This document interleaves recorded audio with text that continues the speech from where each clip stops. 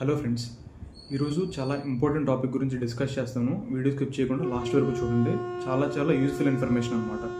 Okay, antibiotic resistance అంటే antibiotic అని అంటే బ్యాక్టీరియాలకు ఎగ్నెస్ట్గా పనిచేసే మందులు అనమాట. ఓకే, మనం ఏవైతే మందులు వేసుకుంటామో బ్యాక్టీరియాని చంపడానికి వాడే మందులు, ఇన్ఫెక్షన్ వచ్చినప్పుడు కానీ లేదా సర్జరీ చేసిన తర్వాత ఇన్ఫెక్షన్ రాకుండా తీసుకునే మందులు కానీ ఉన్నాయి కదా, ఏవైతే బ్యాక్టీరియా వల్ల వస్తాయో ఆ మందుల్ని యాంటీబయాటిక్స్ అంటారు అనమాట.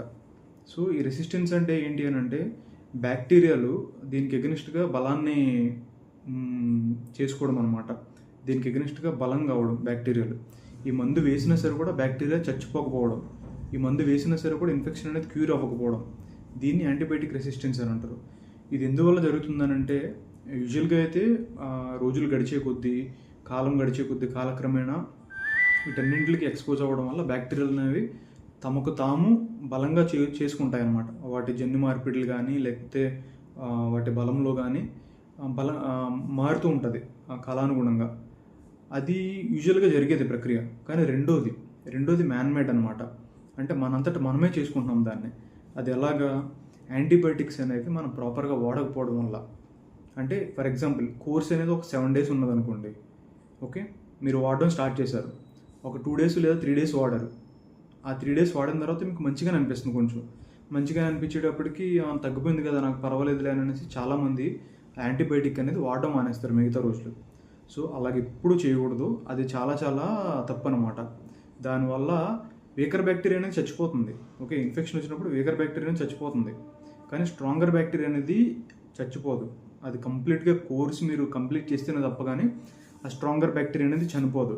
కాబట్టి అన్నీ చనిపోవాలి, ఇన్ఫెక్షన్ కంప్లీట్గా క్యూర్ అవ్వాలి అని అంటే మీరు కంప్లీట్గా ఎన్ని రోజులైతే కోర్స్ ఉందో అన్ని రోజులు కూడా వాడాలన్నమాట. సో అలా వాడకపోవడం వల్ల ఏం జరుగుతుంది? ఈ స్ట్రాంగర్ బ్యాక్టీరియా అనేది సర్వైవ్ అయ్యి నెక్స్ట్ టైం వచ్చినప్పుడు చాలా బలంగా రావడం, ఇన్ఫెక్షన్ అనేది చాలా ఎక్కువ రావడం.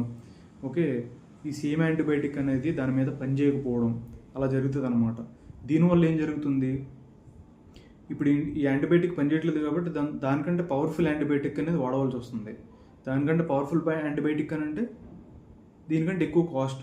ఓకే, దీనికంటే ఎక్కువ సైడ్ ఎఫెక్ట్స్. సో దీనివల్ల ఎవరికి నష్టం? మనకే నష్టం అనమాట.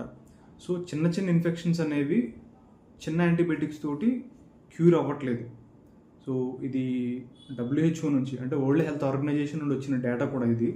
ఓకే, ఇప్పటికీ ప్రతి ఏటా కూడా 2 million people చనిపోతున్నారంట దేనికి? యాంటీబయాటిక్ రెసిస్టెన్స్ వల్ల. 2 million అంటే 20 లక్షలు. ఓకే, ప్రతి సంవత్సరం కూడా. అది 2030, 2050 నాటికి మరింత పెరుగుతుందంట. ఓకే, వరల్డ్ హెల్త్ ఆర్గనైజేషన్ లెక్కల ప్రకారం మరింత పెరుగుతుంది. సో కాబట్టి ఇది ఒక గ్లోబల్ థ్రెట్ అనమాట. మనందరం కూడా అటెన్షన్ తీసుకోవాలి. మీరు కానీ లేదా మీ ఫ్యామిలీలో కానీ ఇది చెప్పండి. మీ ఫ్రెండ్స్కి, ఫ్యామిలీ మెంబర్స్కి కూడా షేర్ చేయండి. ఎందుకంటే ఇది చాలా ఇంపార్టెంట్ ఇన్ఫర్మేషన్ అనమాట. ఎవరైనా సరే కూడా ఒకసారి డాక్టరు మీకు సర్జరీ చేసుకున్న తర్వాత ఇన్ఫెక్షన్ రాకుండా రాస్తారు యాంటీబయాటిక్స్. ఓకే, లేదా ఏదైనా ఇన్ఫెక్షన్ వచ్చిన తర్వాత రాస్తారు. ఎప్పుడు రాసినా సరే కూడా మీరు ఒక కోర్స్ వాడుతున్నారు అని అంటే అది కంప్లీట్గా ఎన్ని రోజులైతే వాడాలో అన్ని రోజులు వాడాలి. ఎంత డోస్ అయితే రాసారో అంత డోసే వాడాలి. ఓకే, టైం టు టైం వేసుకుంటూ ఉండాలి. అప్పుడు యాంటీబయాటిక్ అనేది మంచిగా పనిచేస్తుంది. తర్వాత ముందు వాడడానికి కూడా అది పనికొస్తుంది అనమాట.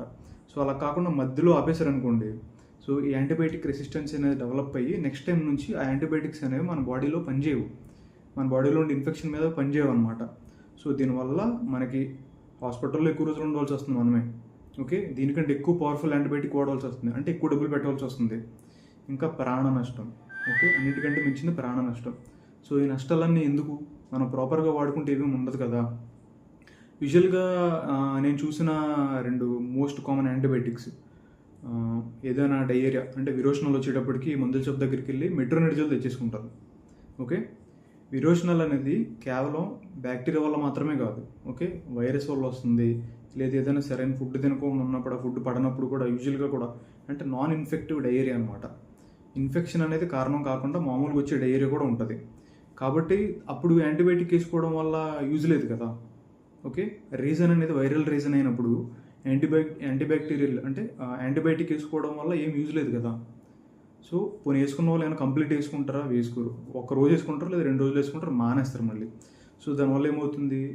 మెట్రోనిడజోల్కి సంబంధించి యాంటీబయాటిక్ రెసిస్టెన్స్ వస్తుంది. ఓకే, నెక్స్ట్ యూజువల్గా థ్రోట్ ఇన్ఫెక్షన్స్, వైరల్ ఇన్ఫెక్షన్స్ ఉంటాయి ఎక్కువ.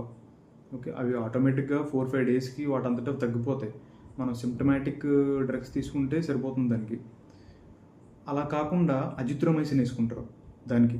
అజిత్రోమైసిన్ అంటే అది కూడా యాంటీబ్యాక్టీరియల్, అది యాంటీబయాటిక్ అది. సో అజిత్రోమైసిన్ వేసుకోవడం వల్ల వైరస్ చనిపోతుంది కదా. సో అది కూడా ఇంప్రాపర్గా వేసుకుంటారు. అంటే 2 రోజులు వేసుకుంటారు, బాగానే ఉన్నది, త్రోట్ కొంచెం నొప్పి లేదు, మంచిగా ఉన్నది అనేటప్పుడు మానేస్తారు. సో ఇలా చేయకూడదు. ఓకే, ఇది కూడా రాంగ్ మెథడ్ అనమాట. సో ఈ ప్రాక్టీసెస్ అనేది ఎప్పుడు మీరు కానీ లేకపోతే మీ ఫ్యామిలీ ఫ్రెండ్స్కి కానీ అందరికీ కూడా చెప్పండి. ఈ ప్రాక్టీస్ అనేది ఎప్పుడు కూడా చేయొద్దు.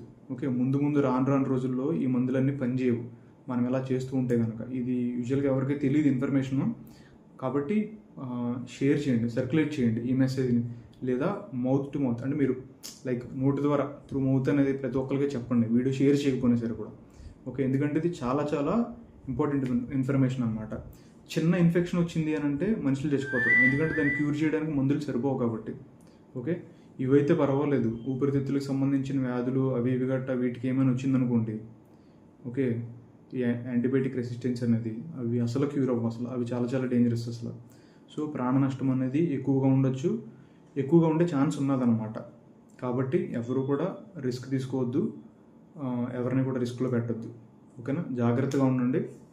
యాంటీబయాటిక్స్ అనేవి ఎప్పుడు కూడా ప్రాపర్గా వేసుకోండి. Okay, stay healthy, stay safe.